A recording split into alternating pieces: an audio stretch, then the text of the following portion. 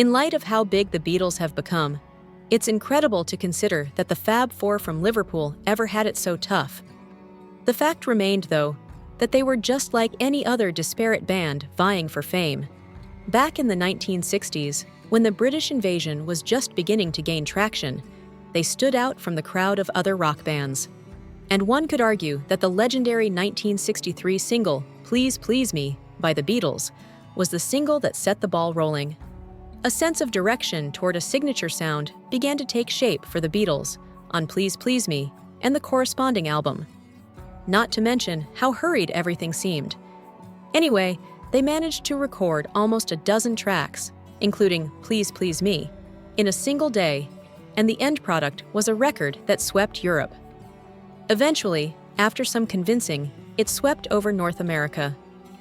Supposedly, Martin considered the song's demo to be dreary and suggested they record a rendition of Jerry and the Pacemakers' song instead. The band, however, was adamant about not doing it, mostly because they wanted to record tracks that they had composed themselves. What is the backstory of this early hit by the Beatles? The song Please Please Me was written and performed by John Lennon. The late great composer claimed that he came up with the song while trying to compose a Roy Orbison song, and that Bing Crosby was a major influence.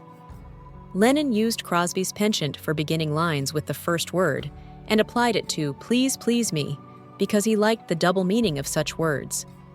Still, Martin did have some input into the song, even if he was against the band recording it.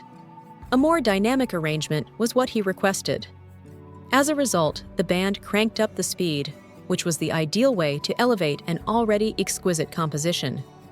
It all started when Lennon added the harmonica and several more harmonies.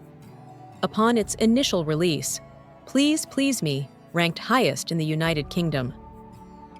Still, the group had a hard time securing the support of American record producers. Their applications were rejected by several businesses. After some time, a little Chicago-based firm created the artwork for the track and published it a few weeks later. When it came out in the US, Please Please Me didn't become an instant favorite. However, it hit the mainstream with a 1964 re-release. This song was the catalyst that set the Fab Four on the path to a fantastic, exploding career.